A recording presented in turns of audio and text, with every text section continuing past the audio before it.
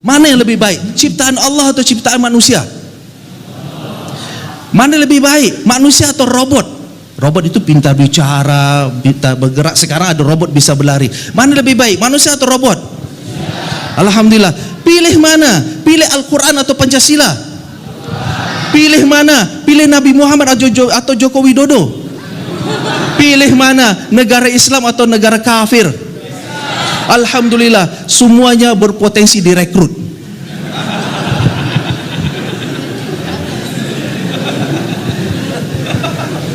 Lihat,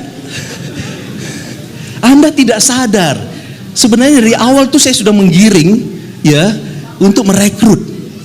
Ya, saya ajak berinteraksi, tidak sama seperti berceramah, ya kan? Sehingga Anda terus fokus dengan saya, perhatian sama saya, menjawab pertanyaan saya, sampai saya kasih pertanyaan yang menjebak, ya, yang sehingga kemudian Anda menjawab apa maunya saya.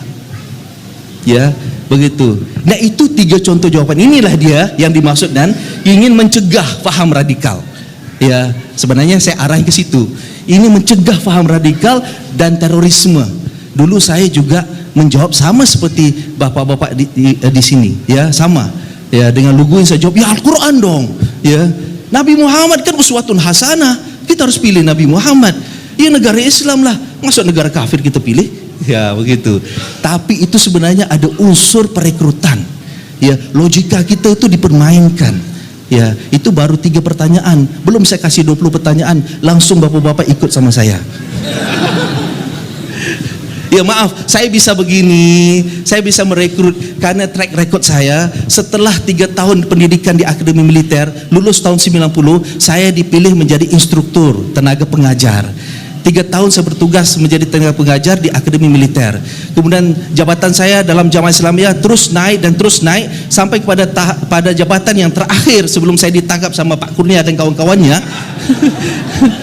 Ya, jabatan saya terakhir adalah Ketua Mantiki 3, Ketua Wilayah yang ketiga. Wilayah ketiga JI ini meliputi Sabah Malaysia, Kalimantan Timur, Sulawesi, ya, kemudian selatan Filipina, ya, Mindanao dan Kepulauan Tawi-Tawi. Ya, jadi semua kegiatan anggota JI di wilayah tersebut itu di bawah kepimpinan saya. Jalur keluar masuk 3 negara itu semua sudah saya lewatin dan saya atur, baik legal ataupun ilegal. Dan saya membuka camp di Filipina. Saya melatih orang, saya merekrut orang, saya membina orang. Profesi saya dulu adalah mengajar atau melatih orang membunuh dengan berbagai macam cara. Ya, minta maaf, itu masa lalu saya. Ya, tapi itulah saya harus sampaikan begini. Artinya saya bisa berubah profesi sebab waktu dulu JI memang melatih benar seseorang itu. Oleh karena itu jangan heran, ya, ketika peristiwa bom Bali itu terjadi, kenapa mereka bisa melakukan itu? Banyak orang meragukan, ini tidak mungkin orang Indonesia yang melakukan ini, pasti ada orang asing, orang kelompok lain. Masa si Ali Imran orang desa Tenggulun itu bisa melakukan aksi bom? Ya, tapi dia bisa karena dia belajar di Afghanistan. Ya, di antara para pelaku-pelaku bom Bali itu, ya, mereka pernah menjadi murid saya waktu di Afghanistan. Ya, antara lain seperti Imam Samudra. Pernah dengar nama Imam Samudra? Itu murid saya. Umar Patek pernah dengar? Murid saya. Dul Matin, Mubarak, ya, Azhari Nurdin, itu murid saya waktu di Filipina. Ya, ya, cukuplah, saya nggak mau sebut, banyak sekali itu murid saya. Ya, nakal-nakal itu murid saya itu. Ya, guru kan selalu ngajar yang baik, ya kan? Ya, guru selalu ngajar baik, yang salah kan murid gitu. Ya, maaf itu saya bercanda. Memang saya tidak pernah mengajarkan untuk membunuh warga sipil karena itu tidak dibenarkan dalam Islam. Tetapi kalau saya terlibat dalam peperangan, iya, saya terlibat dalam peperangan di Afghanistan dan juga di Filipina saya terlibat. Namun untuk membunuh warga sipil tidak pernah sama sekali. Tetapi karena mereka ini terpengaruh dengan seruan Osama bin Laden, akhirnya mereka kemudian melakukan hal tersebut. Baik, saya ingin menjelaskan 3 pertanyaan tadi. Ya, pilih Al-Quran atau Pancasila. Ya, alhamdulillah, ya, di situ mereka akan tumbuhkan rasa kebencian kepada Pancasila. Ya, mereka akan menyebut bahwa pilih Al-Quran, tolak Pancasila. Padahal itu pertanyaan yang salah. Kenapa saya bilang pertanyaan yang salah? Al-Quran itu kalamullah. Ya, sementara Pancasila itu adalah rumusan manusia. Rumusan manusia, aturan. Di pesantren ini ada aturan? Ada aturan? Ya, aturan itu ada di Al-Quran? Aturan di pesantren ini ada di Al-Quran? Ada? Adakah? Ada? Bukan, maksud saya itu bentuk bahasa aturannya itu sama persis di terjemahan Al-Quran. Tidak ada. Tidak ada. Namun aturan itu, ya, aturan di pesantren yang dibuat itu tidak berlawanan dengan Al-Quran. Begitu. Kenapa kita ikuti aturan di pesantren? Karena aturan itu tidak berlawanan dengan Al-Quran. Namun kita tidak bisa membandingkan aturan pesantren dengan Al-Quran, sebab aturan pesantren ini adalah aturan yang dirumus oleh manusia, sementara Al-Quran adalah kalamullah mutlak, kalamullah. Jadi ketika dibandingkan pilih mana, Al-Quran atau Pancasila, ya, maka dia telah melakukan penistaan atau penghinaan Al-Quran. Mengapa? Telah mensedarjatkan antara Al-Quran dan Pancasila. Tidak layak untuk dibandingkan.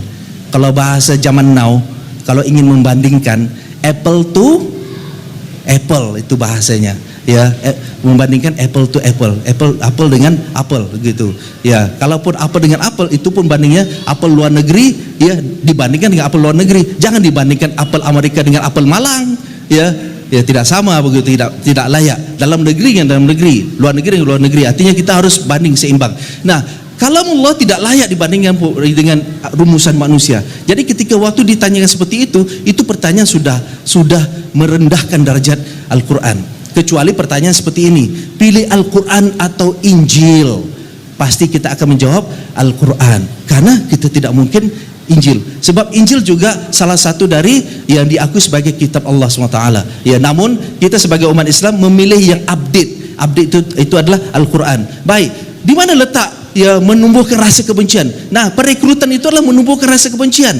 Setelah kita memilih Al-Quran, maka mereka bilang pilih Al-Quran, buanglah Pancasila, ya, karena Al-Quran lebih baik dari Pancasila, ya, begitu. Arahnya ke situ. Satu.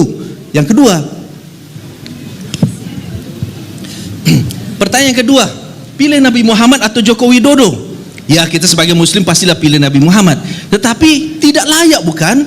Bukankah sama-sama anak manusia? Nabi Muhammad anak manusia, ya, yang dilahirkan oleh Abdullah dan siapa? Siapa nama istrinya? Alhamdulillah, ya. Baik, Joko Widodo dilahirkan oleh,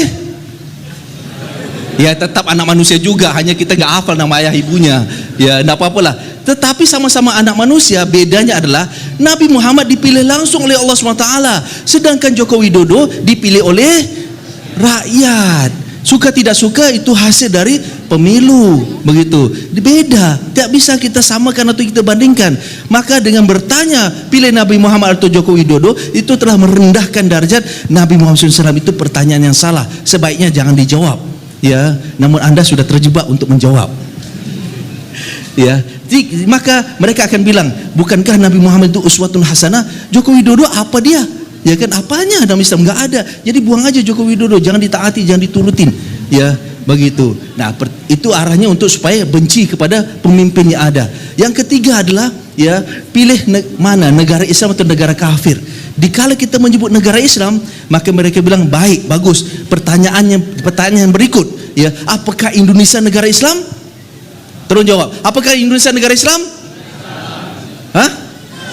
Bukan. Indonesia bukan negara Islam, ya. Maka, ya, karena Indonesia bukan Islam, mari kita sama-sama berjuang menjadikan Indonesia sebagai negara Islam, karena kita lebih memilih negara Islam dari negara kafir. Karena negara itu ada dua macam, ya, negara Islam atau negara kafir. Jadi kalau kita memilih negara Islam, berarti adalah ini Indonesia negara kafir yang harus kita perangi. Begitu cara mereka, ya, memberi pemahaman. Nah, begitulah. Nah, itu baru 3 pertanyaan. Jangan biarkan saya kasih pertanyaan berikutnya, ya kan?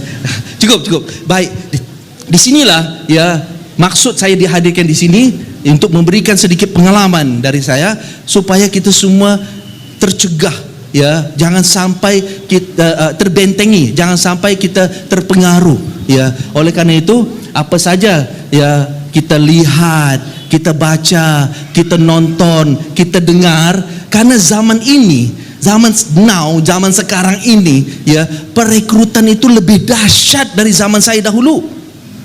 Ya, perkembangan teknologi, perkembangan informasi itu sudah semuanya bisa membaca. Ya, Anda bisa mendapatkan itu langsung dari gadget yang ada di tangan Anda. Ya, langsung aja. Tidak ada dalam bahasa Indonesia, ada di bahasa Inggris. Tidak ada bahasa Inggris, ada di bahasa Arab dan macam-macam lagi. Websitenya, videonya dan berbagai macam foto-fotonya bisa untuk memicu, sehingga ada orang ya sekarang ini di antara mereka ada yang terrekrut sendiri. Ya, bahasa Inggrisnya itu self-recruited, terekrut sendiri. Atau ada istilah mereka sebut sebagai lone wolf, itu bahasa akademisi itu. Tapi terekrut sendiri. Ya, kalau saya mengatakan dia merasa terpanggil dari apa yang dia lihat, dia baca, dia dengar, dia nonton, lalu dia merasa terpanggil. Saya harus lakukan sesuatu.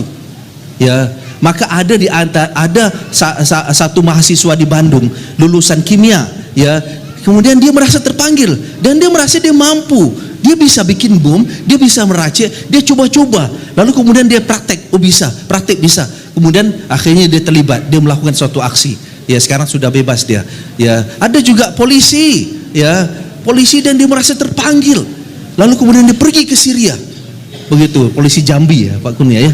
Ya, jadi saat ini siapa saja bisa terpengaruh, siapa saja bisa terekrut. Ya, maka tadi hati-hati dengan pertanyaan-pertanyaan. Oleh karena itu, apa saja yang kita dengar, kita baca, kita lihat, kita nonton, kita harus kritis. Ya, maka untuk kritis kita harus dapatkan second opinion dengan cara mengklarifikasi apa saja kita dengar, kita baca, kita lihat dan kita nonton kepada ustaz-ustaz kita. Ya, supaya kita dapat second opinion. Nah, second opinion inilah yang dapat kita mengkantor semua. Ini sudah zaman hoax, zaman fitnah, ya, dan mereka akan menggunakan segala cara untuk mempengaruhi kita. Dulu saya sewaktu direkrut sama Ustadz Abu Bakar Bashir. Kenal Ustadz Abu Bakar Bashir? Tahu Ustadz Abu Bakar Bashir? Di mana sekarang beliau? Ya? Di pondok? Di penjara beliau. Penjaranya sekarang di Gunung Sindur. Ya, kasihan. Ya, beliau itu adalah ibarat seperti orang tua saya, ya, guru saya, pimpinan saya dahulunya itu.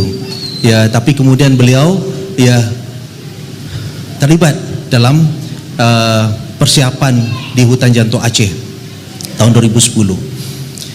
Nah, beliau itulah yang merekrut saya ketika umur saya 18 tahun. 18 tahun, maaf, saya mau tanya, tolong angkat tangan, siapa yang umur 18 tahun? Tolong, ya, jangan malu, angkat aja tinggi. Oke, baik. Nah, terima kasih, ya, terima kasih. Umur 18 tahun saat itu saya berangkat karena saya merasa senang, ya. Kenapa? Karena saya ditawarkan pergi ke luar negeri, ya. Siapa yang suka pergi ke luar negeri? Enggak ada yang suka? Bohong. Ya. Oke. Mau naik pesawat gratis? Kurang semangat. Mau naik pesawat gratis kah? Alhamdulillah. Ya. Dulu saya ditawarkan seperti itu. Saat mau diajak pergi ke Afghanistan, saya bilang kepada Ustadz Abu, ya, Ustadz, saya enggak punya biaya. Saya enggak punya uang. Ustadz tahu keadaan keluarga saya, ya. Lalu beliau bilang, tenang saja, di sana kan nanti perlu biaya, perlu akomodasi, makan, tempat tinggal di mana, dan berbagai macam keperluan. Ustaz Abu bilang, tenang saja, ya, semuanya kami tanggung. Wah, kira-kira kalau jalan-jalan gratis mau tidak? Alhamdulillah, ya. Nah, sama halnya dengan saya saat itu. Jadi yang membuat saya jadi tertarik untuk pergi ke Afghanistan simple saja, mudah saja, tidak macam-macam, yaitu apa? Naik pesawat gratis, pergi ke luar negeri gratis, ya, bisa berada di luar negeri semuanya ditanggung. Hanya itu saja yang kemudian saya semangat. Yang akhirnya kemudian mereka ya membawa saya pergi ke Afghanistan. Sebenarnya saya hanya pikir saya cuma lihat, ya, ikut terlibat sebentar sudah selesai. Tapi akhirnya mereka masukkan saya ke dalam ya Akademi Militer Mujahidin Afghanistan. Ya, disitulah kemudian saya mendapatkan pendidikan militer selama 3 tahun. Di akademi itu, ya, belajar berbagai macam senjata. Ya, baiklah. Pernah tahu senjata apa? Siapa tolong bisa menjawab? Siapa aja? Ya, okey, adik, cepat. Apa? Berapa?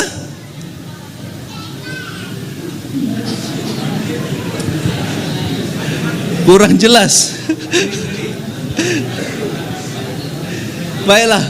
Nah, yang bisa beri jelas yang lain. Ya, baik. AK-47. Ya, memang ini senjata lama ya, banyak orang kenal AK-47. Ya, di sana juga di Afghanistan memang itu senjata yang populer. AK-47 ini aslinya buatan Rusia, tapi kemudian dibuat oleh negara lain. Cina juga buat AK-47, Mesir juga buat AK-47, Iran pun bikin AK-47. Jadi ada macam-macam versi AK-47, tapi aslinya adalah di sana. Ya, dari senjata ringan sampai senjata berat itu semua saya pelajari. Yang dimaksud dengan AK-47, ya, AK itu nama orang, Kalashnikov itu nama orang. 47 itu adalah tahun pembuatannya. Ya, begitu. Sistemnya sistem gas operation.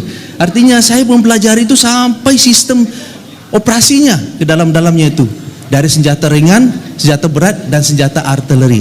Bukan hanya berbagai macam senjata selama 3 tahun, tetapi juga taktik perang, ya, ambush, serang hendap, ya, penyerangan malam, penyerangan kota, ya, perang hutan, ya, perang di gurun, dan berbagai macam itu semua dipelajari. Kemudian mempelajari juga field engineering. Field engineering itu adalah pelajaran untuk penghancuran, ya, artinya insinyur lapangan, bukan insinyur untuk membangun bangunan, tetapi insinyur untuk menghancurkan.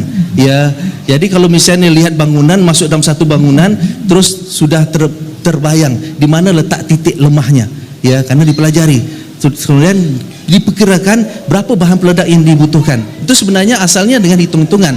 Coba tanya kontraktor, ya. Kalau tanya kontraktor yang memang yang sudah ahli, ya, tanah sebidang mau dibangun 3 lantai, kira-kira berapa dibutuhkan? Pasti dia akan segera dapat menjawab kurang lebih sekian.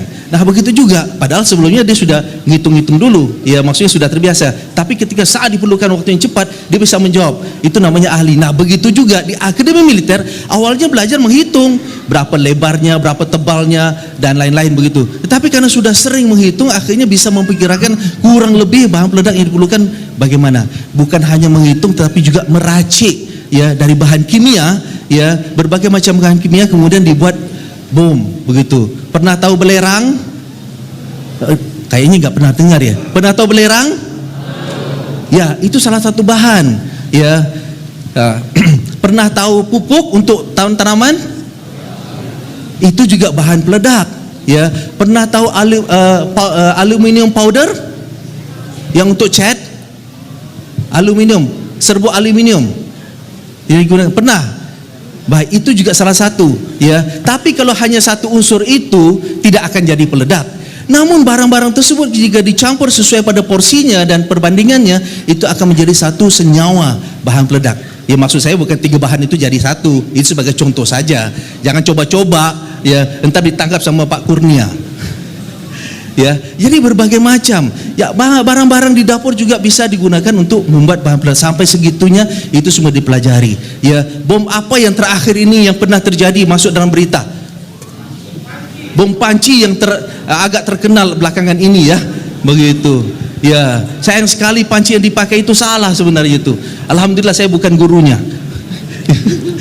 Ya, baiklah. Jadi jangankan bom panci, sampai bom yang mobil bom di Marriott di mana di Bali pada tahun 2002 itu, tahun 80-an sudah belajar saya.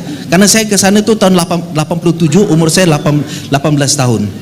Begitu. Nah, itulah dia, ya, kemudian berbagai macam dipelajari di sana. Termasuk juga fikih jihad. Kita biasanya mempelajari fikih fikih ibadat seperti fikih solat, fikih zakat, begitu kan? Fikih puasa ada, fikih haji ada, ya. Pernah dengar fikih jihad? Pernah, ya? Tapi kan kurang dipelajari karena memang bukan wilayahnya, bukan tempatnya. Namun di Afghanistan itu dipelajari fikih jihad. Bagaimana etika jihad itu dipelajari. Sayangnya, ya, ternyata di antara teman-teman saya itu kemudian dia melenceng, ya, dari fikih jihad. Ya, lalu kemudian mereka terpengaruh dengan seruan Osama bin Laden pada tahun 99. Tahun 99 Osama bin Laden mengeluarkan seruan untuk supaya umat Islam semuanya melakukan kewajiban yang paling besar dalam Islam, yaitu dengan membunuh warga sipil Amerika dan sekutunya di mana saja.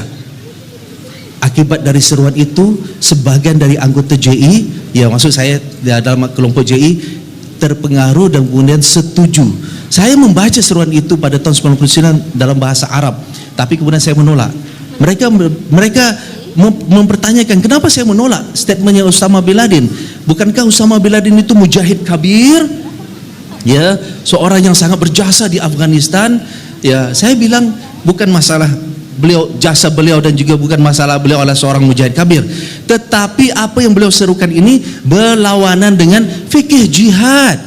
Ya, di medan pertempuran Allah dan Rasul sudah mengatur apa yang boleh dan apa yang tidak, begitu. Dan kita tidak boleh membuat kerusakan. Perang itu tidak membuat kerusakan.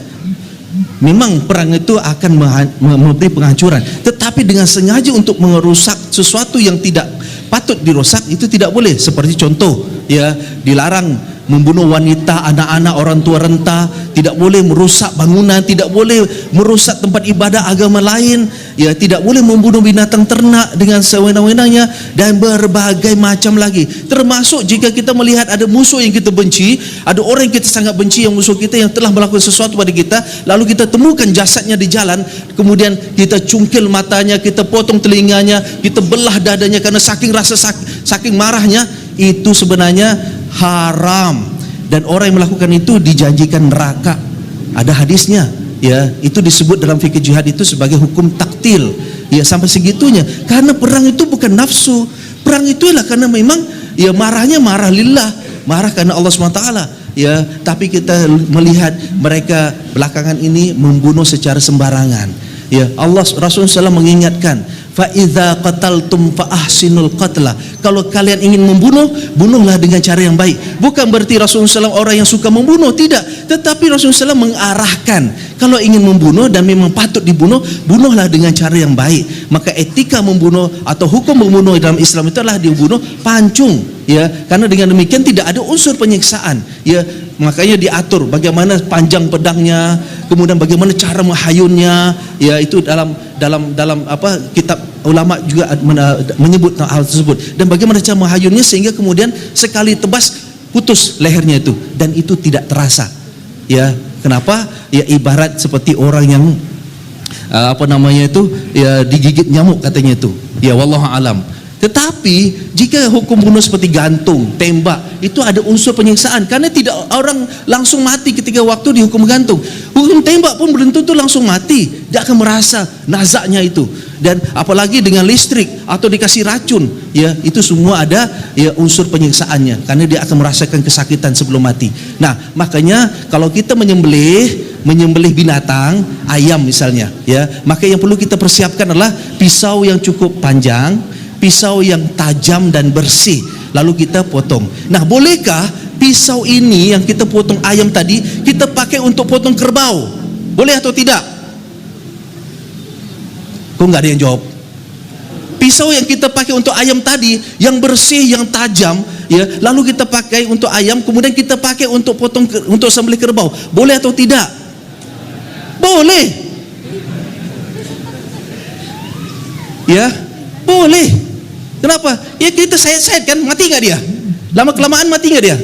Mati kan? Tetapi itu ada unsur penyiksaan. Maka kemudian karena ada unsur penyiksaan itulah, maka tidak boleh. Ya. Namun kalau sekadar untuk bunuh, ya boleh aja. Oleh karena itu, untuk supaya fa iza qataltum fa ahsinul qatla, supaya kita membunuh dengan cara yang baik, tukar, jangan pakai pisau untuk ayam tadi itu, kita pakai parang yang lebih atau golok yang lebih panjang, yang tajam, sehingga kita bisa menyembelih dengan lebih baik. Begitu. Ya, itu maksudnya fa ahsinul qatla. Begitu juga dalam peperangan. Kalau sekali tembak bisa mati, kenapa harus diberondong? Kenapa harus dibakar? Kenapa harus ditenggelamkan dalam air? Seperti mana kita lihat dalam rekaman-rekaman dari kelompok ISIS, itu semua sudah ada unsur penyiksaan dan mereka sudah melanggar adab-adab itu semua. Tapi tidak karena saya ingin merencanakan aksi bom. Tidak. saya tidak pernah setuju. Ya, baik sejak dari peristiwa bom gereja tahun 2000, bom rumah duta besar Filipina pada tahun 2001, itu saya tidak pernah setuju. Dan saya sebut mereka ya merugikan jamaah, ya maksudnya jamaah JI saat itu, dan merugikan ya misi kontraproduktif. Tetapi walaupun saya tahu siapa pelakunya, tidak mungkin saya akan menyerahkan kepada polisi. Ya, karena saya anggap polisi adalah musuh. Jadi tidak mungkin saya serahkan teman yang buat salah kepada polisi.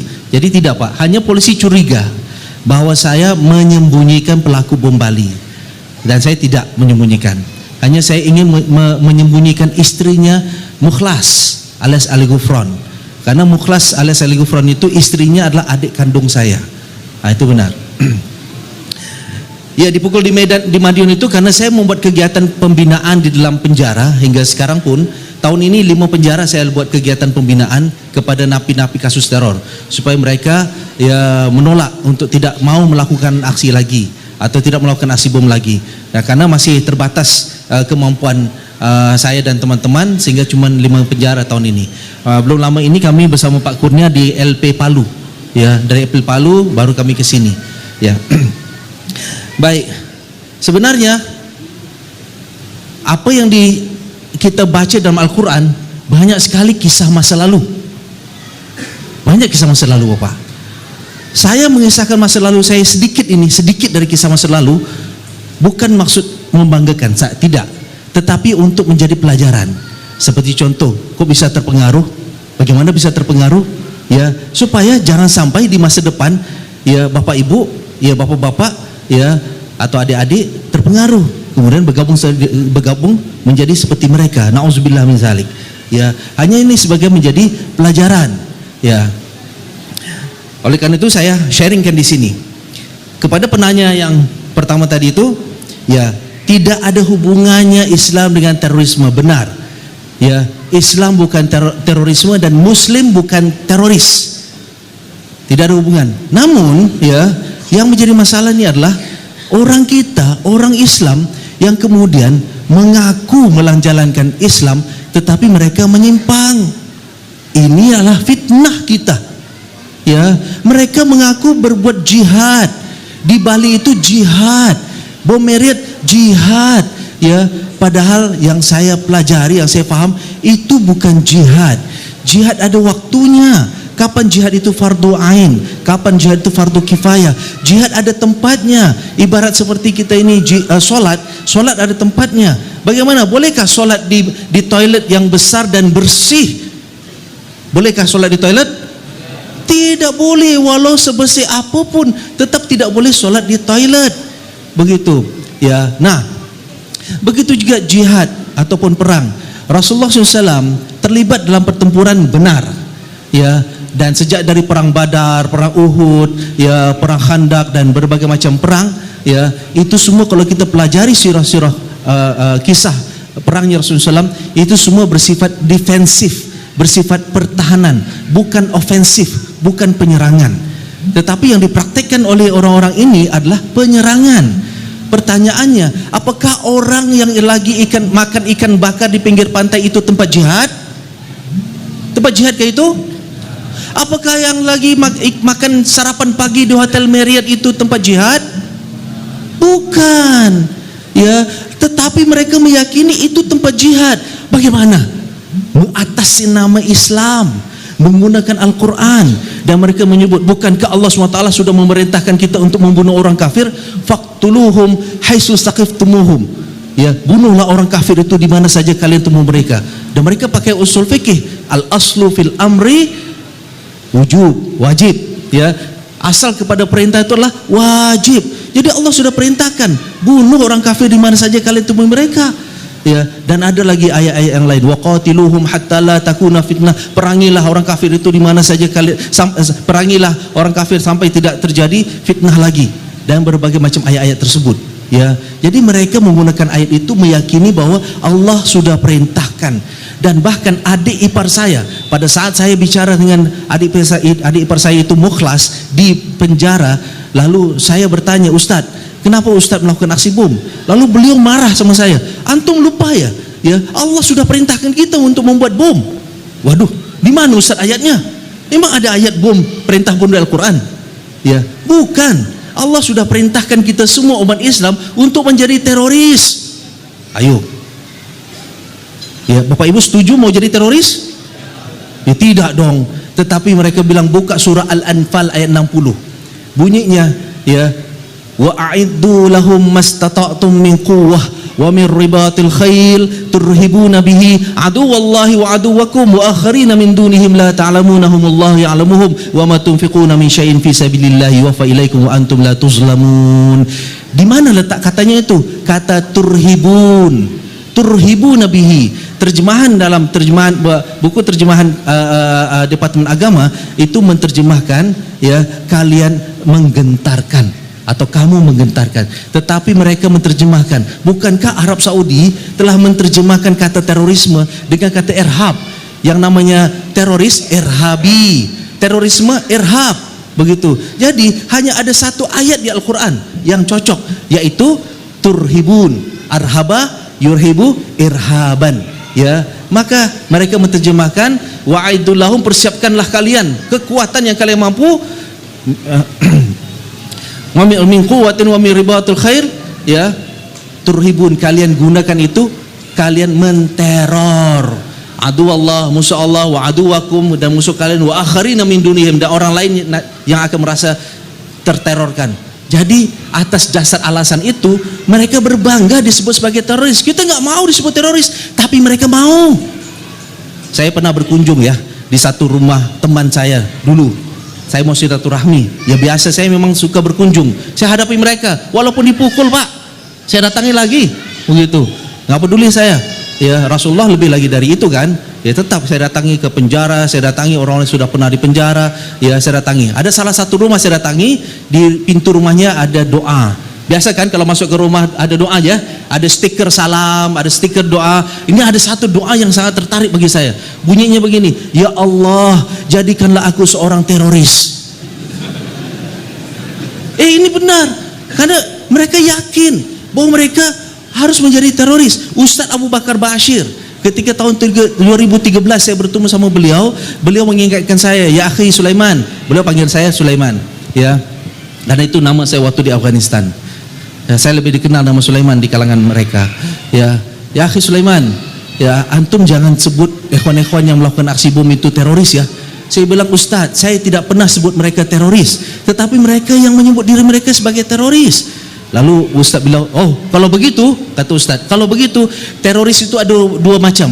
Ada teroris positif, ada teroris negatif. Waduh, teroris positif itu ya Azhari, Nurdin yang melakukan aksi bom itu teroris positif. Teroris negatif itu Densus, Amerika itu teroris negatif. Aduh Ustadz, kalau namanya teroris ya tetap sama aja, begitu. Jadi mereka mengaku sebagai teroris. Imam Samudra menyebut dalam bukunya Aku Melawan Teroris, dia menyebut dirinya teroris, dia melawan Amerika sebagai teroris. Jadi teroris melawan teroris. Jadi ini menjadi problem kita, ini menjadi masalah kita. Dikala kita menolak, ya, menggunakan kata teroris, dikala kita menolak tidak mengaku muslim sebagai teroris, tetapi mereka mengaku diri mereka sebagai teroris, ya, pusing kan? Ya begitu. Itulah dia fitnah dan PR kita. Oleh karena itu, ya, tidak ada hubungan. Hanya mereka itu salah. Maka saya tidak pernah membenci mereka, tapi saya benci perbuatan mereka. Mereka adalah saudara-saudara kita, ya, tetapi mereka keliru jalannya. Mereka keliru mempraktikkan Islam. Mereka keliru dengan apa yang mereka yakini. Ya, ketika mereka menjanjikan seseorang kalau sudah meledakkan dirinya lalu akan masuk surga, mereka telah mengambil hak Allah SWT dalam menentukan seseorang itu masuk surga. Bukankah hak itu hak Allah SWT dan Rasulullah SAW yang bisa menentukan si fulan masuk surga, si fulan masuk surga. Tetapi kita sebagai manusia biasa hanya bisa berharap. Namun mereka langsung menjanjikan kalau kamu meledakkan diri langsung kamu akan masuk surga. Dan banyak sudah terjadi seperti itu dari orang-orang yang meledakkan dirinya dan mendapatkan janji tersebut, termasuk wanita, ya, yang namanya Dian yang kemudian membawa bom panci untuk meledakkan istana. Ya, dia juga meyakini kalau dia mati dia akan masuk surga, kan dijanjikan seperti itu. Ya, na'udzubillah min dzalik. Jadi bagaimana menghilangkan terorisme? Tidak bisa dihilangkan. Loh, kok gak bisa dihilangkan? Kita hanya mampu meminimalisir, mencegah, ya, mengurangi. Kenapa? Karena terorisme itu di mana saja, bukan hanya Islam. Ya, saya menyampaikan karena saya dari pengalaman saya. Ya, di Jepang itu ada Aum Shinrikyo. Ya, di Amerika juga ada, di Inggris juga ada dari orang-orang Kristennya, di Irlandia juga mereka melakukan aksi terorisme, dan di Myanmar juga mereka melakukan aksi terorisme. Ya, jadi bukan hanya Islam, dan hampir rata-rata yang melakukan terorisme itu dari dorongan dari ideologi ataupun faham dan keyakinan mereka sesuai dengan agama mereka masing-masing. Nah, inilah dia yang bisa saya katakan bahwa terorisme ya tidak bisa dihilangkan. Maka untuk mencegah jangan sampai kita, terutamanya umat Islam, jangan sampai berbuat lagi, ya, atau jangan sampai ada terpengaruh langsung kemudian terlibat. Nah, makanya inilah dia peran kita semua, sebab meminimalisir atau mencegah terorisme tidak bisa dibebankan sama Densus, tidak bisa dibebankan sama pemerintah, tetapi setiap individu kita bisa berpartisipasi untuk mencegah dengan menasihati, mengingatkan, melarang, mencegah. Saya tuh khawatir kalau anak saya terlibat. Mengapa? Di mana saya sibuk ke sana sini menyampaikan tentang pencegahan terorisme, tahu-taunya anak saya mungkin ya dia membaca, dia melihat sesuatu lalu hatinya terpanggil. Itu saya sangat khawatir. Maka saya pun berharap jangan sampai ada di antara orang-orang yang kita sayang, dari keluarga kita, saudara kita, anak kita, adik kita, tetangga dan anggota jemaah kita yang kita sayang, kemudian mereka terpengaruh. Makanya mari kita sama-sama, setiap individu harus peka, harus sensitif ya kalau melihat kepada gejala-gejala ini. Nah, oleh karena itu untuk mengenali mereka yang sudah terpengaruh dengan faham ya ifrat ini, ya, yang sikap berlebihan, yaitu dikala mereka mudah mengkafirkan orang lain. Ya, mungkin kita berfaham menyebut mereka adalah sebagai khawarij. Mereka tidak mau ngaku diri mereka sebagai khawarij, tetapi sifat mereka ya mereka mengkafirkan orang lain. Ya, dan kasihan sekali adalah mereka mengkafirkan. Benar tadi ayat disebutkan man kana qatalan mu'minan muta'ammidan, tetapi mereka menyebut, kita sebut orang itu mukmin, tetapi mereka sebut orang itu kafir. Di saat saya bertemu Aman Abdurrahman yang nama lain Oman Rahman, ya sekarang lagi di sidang. Ketika kasus pertamanya pada tahun 2004, saya datang silaturahmi kepada Ustadz Aman Abdurrahman. Saya beri salam 3 kali nggak dijawabnya. Saya tanya, Ustadz kenapa tidak jawab salam saya? Dan dia langsung sebut anta kafir. Ustadz, saya muslim. Muslim menurut anda, yang jelas anda kafir. Begitu katanya. Baiklah, saya langsung tanya lagi. Ya, saya sudah tahu ini berarti dia faham takfiri ataupun dari golongan orang yang ikut golongan takfiri. Sebenarnya saya mau nanya tentang ibunya, tapi sebelum itu saya tanya yang lain. Kalau begitu Ustaz, kalau Soeharto, Soekarno bagaimana? Itu kafir. Ya, Gus Dur kafir, Amin Rais kafir. Saat itu tahun 2004, ya, Amin Rais kafir. Ya, kemudian Ustaz Abu Bakar Bashir muslim. Ibu Ustaz nanti dulu. Ibunya nanti dulu. Karena dia belum lihat ibunya sekarang tuh bagaimana akidahnya. Mungkin kemarin dilihat muslim, tapi barangkali sekarang sudah menghormati bendera atau menyanyikan lagu Indonesia Raya atau setuju sama Pancasila misalnya, itu sudah dianggap kafir. Ya, jadi dia harus lihat orang tersebut setiap hari untuk menentukan orang itu ya muslim atau kafir. Jangankan ibunya, teman seperjuangannya di dalam penjara sekarang ini sudah terbagi dua. Ada anti ISIS dan ada pro ISIS. Yang pro ISIS ini pun saling curiga.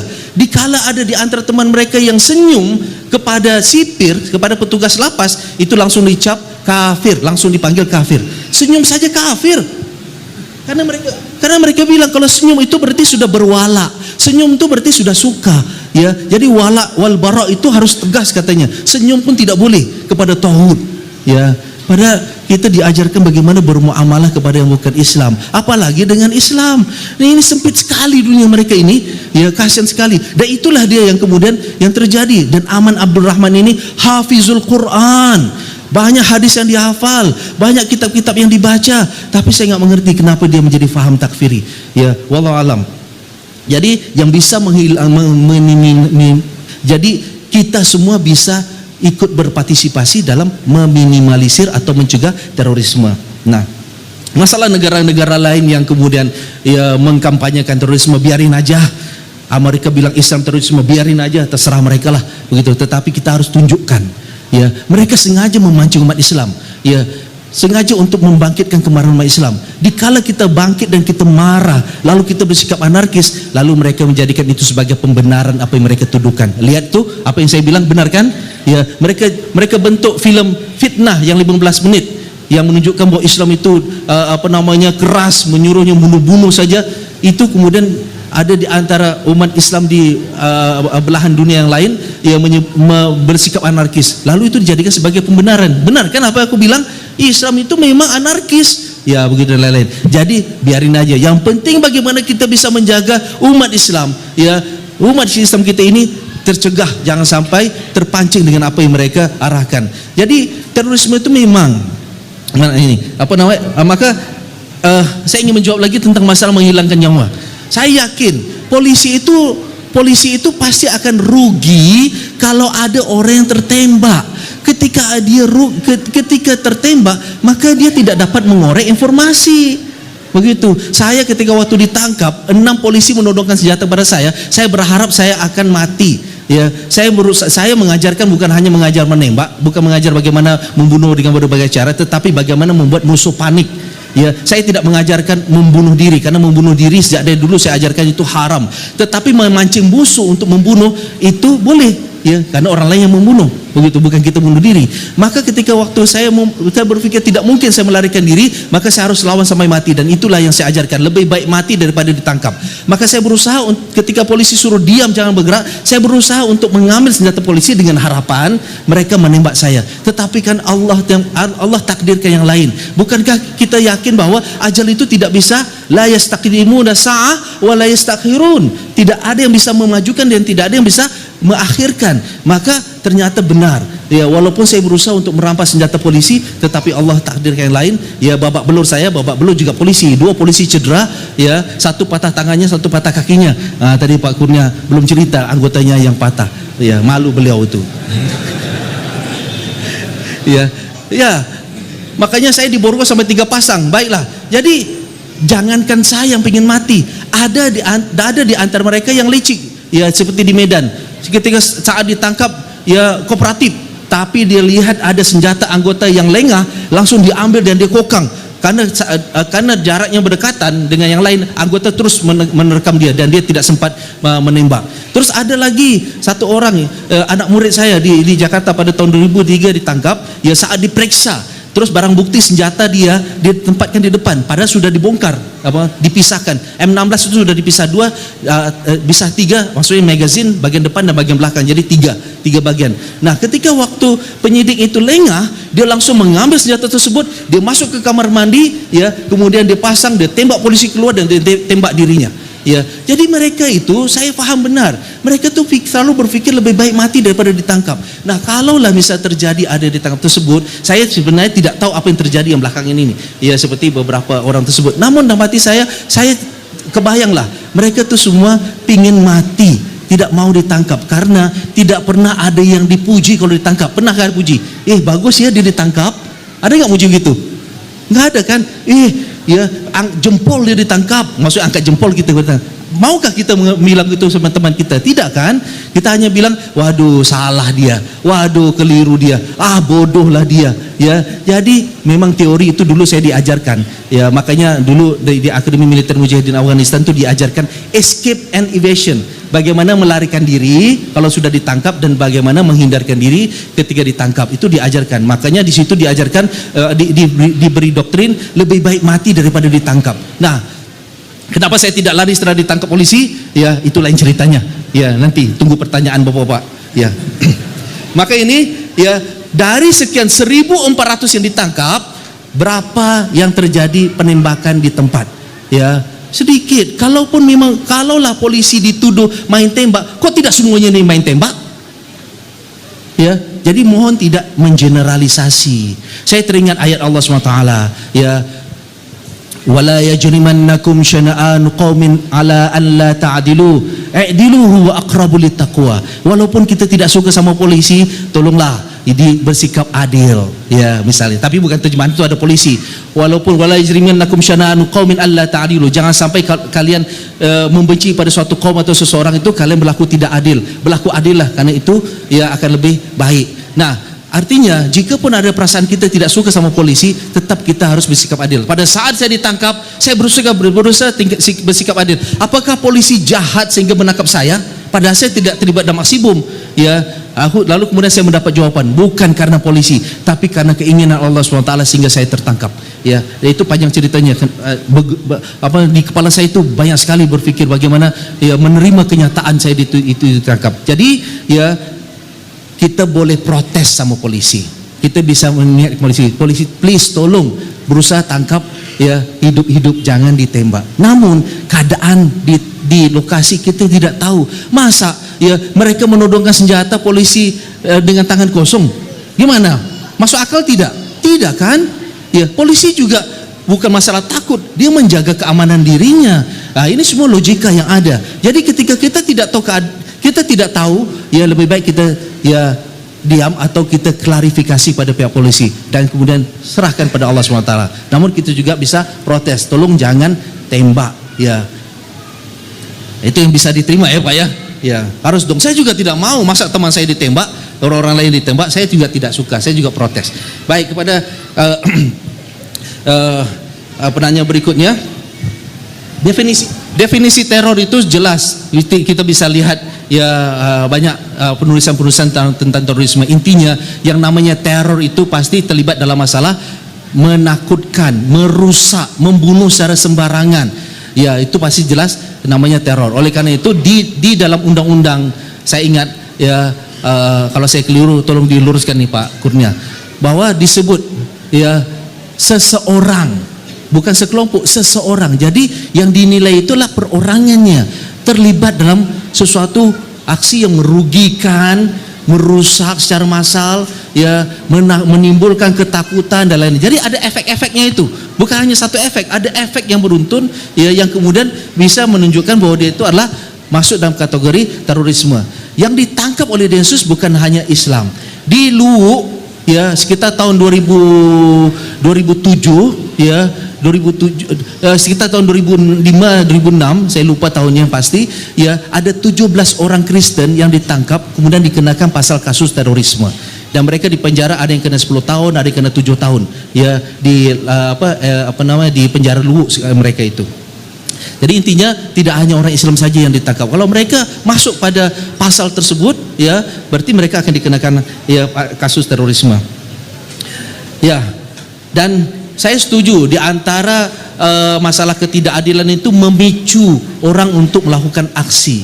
Ya, tapi itu bukan satu-satu masalah. Ya, ada faktor yang lain. Walaupun negara ini sudah adil, walaupun negara ini sudah nyaman, memberikan kesejahteraan, ya, tetapi ada orang berkeyakinan selama negara ini tidak melaksanakan syariat Islam, selama itu negara ini adalah musuhnya. Ya, mereka tidak peduli masalah tentang keadilan, tapi mereka pikirkan selama ini bukan negara Islam, selama inilah ini negara kafir, yaitu Darul Harb, begitu. Jadi faktor ketidakadilan itu ya adalah salah satu, bukan satu-satunya. Makanya ya seperti contoh pelaku di Poso, mereka rata-rata menganggap bahwa merasa tidak adil sehingga akhirnya mereka melakukan pembalasan. Tapi kemarin kami sudah diskusi, maka mereka para pelaku-pelaku yang dalam penjara ini setuju untuk bagaimana kita bisa menghentikan dan melupakan masa lalu. Ya, bagaimana menghentikan dan melihat masa depan untuk memperbaiki. Ya, terorisme, pencegahan terorisme ini bukan melaksanakan misi luar. Ya, maksudnya perintah Amerika, perintah yang lain, tidak. Saya tidak merasa seperti itu. Saya lakukan ini ikhlas dari saya. Saya merisikokan diri saya. Kalau saya ingin aman, lebih baik saya balik Malaysia. Tetapi saya melihat bahwa masih ada orang punya keyakinan. Saya khawatir para pelaku-pelaku yang sudah ditangkap dari penjara ini, nanti ketika mereka keluar, mereka akan melakukan lagi dan terbukti ada yang melakukan lagi. Nah, maka untuk meminimalisir, saya berusaha untuk mendatangi mereka, menasihati mereka. Usaha saya ini saya lakukan sejak saya ditangkap. Masih berstatus tahanan, saya sudah izin sama pihak Densus untuk bertemu sama para napi-napi yang lain. Makanya saya sempat bertemu sama ya Amrozi, saya sempat bertemu sama Mukhlas, ya Ali Imron dan lain-lain untuk saya ajak diskusi tentang hal apa yang mereka lakukan tersebut. Dan saya merisikokan diri, jangankan dipukul, diancam bunuh. Ya, itu kemudian mereka minta fatwa bunuh kepada Ustaz Abu Bakar Bashir. Mereka minta fatwa bunuh kepada pimpinan-pimpinan JI yang lain. Bagaimana bisa menghalalkan darah saya? Tapi ya saya pasrah saja, itu semua Allah yang menentukan nyawa seseorang. Yang jelas ya tidak ada satupun yang bisa la yastakhiruna sa'ah wa la yastaqdimun. Nyawa itu bukan tangan kita, itu urusan Allah SWT. Ya, kepada ummahat, ya saya yakin ya dan bahwa yang memakai cadar itu bukan ciri-ciri. Di mana-mana ketika saya menyampaikan seminar sebagai pembicara dan saya menyampaikan tentang indikasi ataupun tanda-tanda, itu bukan dari tanda-tanda pakaian. Bukan berarti yang memakai celana jengkrang itu ya di atas mata kaki itu teroris, ya, atau jidatnya hitam itu teroris, atau istrinya pakai cadar itu teroris, itu keluarga teroris. Tidak. Saya menyangkal itu semua, ya, karena ciri-ciri mereka itu tidak terlihat dari situ. Lihat, para pelaku bom ketika membawa bom, ya, itu pakai celana jeans, pakai kaos, ya, tidak pakai peci, ya begitu. Imam Samudra sendiri sama Ali Imran ketika mereka merencanakan melakukan aksi bom di Bali, itu mereka pakai celana pendek, ya, merokok juga untuk survei wilayah. Ya, jadi mereka tidak memakai ciri-ciri yang seperti yang disebut oleh mereka sebagai ciri teroris, tidak. Makanya kita perlu mendengar, menggunakan pendengaran kita dan sikap gerakan mereka. Pendengaran itu adalah apakah mereka sebut bahwa sekarang ini waktunya kita bisa perang, boleh bunuh warga sipil. Nah, ketika kita mendengar hal tersebut, berarti orang tersebut sudah terpengaruh dengan faham terorisme. Kalau masih hanya sekadar mengkafirkan yang lain, dia sudah terkontaminasi, bukan berarti dia teroris, ya begitu. Atau dia bilang bahwa ya tidak boleh sholat di masjid pemerintah karena itu masjid dirar, ya itu juga bukan teroris, itu hanya keyakinannya. Namun kalau ketika dia mengatakan bahwa boleh bunuh, boleh perang, saat sekarang waktunya perang, ya polisi boleh dibunuh, nah ini tolong laporkan ke polisi orang tersebut, tolonglah, ya, walaupun tidak ada bukti, tidak ada alat yang kita lihat, tetapi paling tidak kita bisa menginformasikan polisi, polisi bisa mendatangi mereka, ya mudah-mudahan mereka bisa ngeper, ya bisa shock, kok ada polisi datang, ya, dan ya syukur-syukur mereka tidak ada di sekitar kita, carilah tempat lain, jangan dekat sini, ya ganggu saja. Ya, satu lagi, ya, anak-anak supaya tidak terekrut, tolong ibu-ibu, bapak-bapak ngetes anaknya, ngetes. Gimana cara ngetes anaknya? Apakah anaknya sudah terpengaruh dengan paham radikal atau tidak, atau setuju dengan aksi terorisme atau tidak?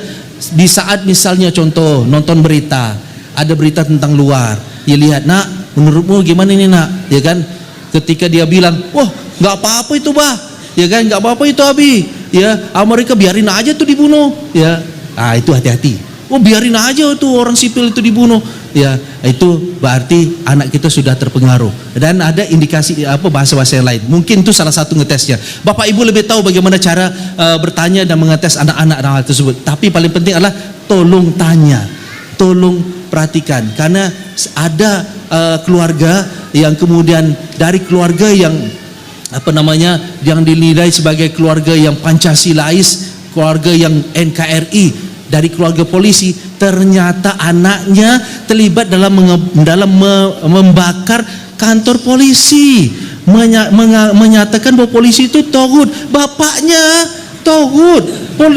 Di mana tuh Pak? Di daerah Sumatera itu. Di Sumatera Utara, ya. Ayo, nah bapaknya polisi jaga keamanan, merah putih, ternyata anaknya anggap dia sebagai togut dan bakar polisi, bakar kantor polisi. Ada satu lagi, ya, di mana di Cirebon, ya, seorang anak yang namanya Muhammad Syarif, ya, dia meledakkan dirinya di dalam masjid Mapores Cirebon, ya, dalam waktu Jumatan, ya, saat orang sedang takbiratul ihram untuk sholat Jumat, dia di shaf yang kedua, kemudian si imam sudah takbiratul ihram, dia pun Allahu Akbar meledakkan, ya, bom tersebut. Itu dari keluarga, ya, yang kuat agamanya, yaitu masuk di kampungnya itu, ya saya nggak mau sebut apa nama kelompoknya lah, ya kan. Nah tapi kan kasihan begitu, ternyata anak terlibat. Maka saya bilang, saya pun khawatir jangan sampai anak saya malah terpengaruh dan terlibat, ya na'udzubillah. Jadi kita harus tetap semua berwaspada. Pak, terima kasih tulisannya, nanti bisa ambil kembali, ya. Saya paham ini kan analisa orang begitu. Sekarang kita lihat prakteknya Densus 88. Densus 88 tidak memerangi ideologi, ya tidak memerangi ideologi, tetapi menangkap pelaku. Sejak dari peristiwa bom Bali itu sudah menangkap pelaku, tidak memerangi ideologi. Nah, artinya bahwa kalau yang radikal belum tentu terorisme. Yang radikal itu belum tentu, radikalisme itu belum tentu terorisme, tetapi kalau sudah terorisme pasti radikal. Ya, wallahu alam. Nah, akhir kata ya, saya ingin pesankan ya, tetap kita harus peka kepada sekitar, kita harus sensitif dengan apa yang terjadi sekitar. Semoga kita akan terjaga ya. Kita ingat pada Allah SWT mengingatkan qu anfusakum wa ahlikum naro. Bukan hanya masalah akidah, tetapi kehidupan sehari-hari juga kita patut menjaga. Terima kasih. Baik, terima kasih.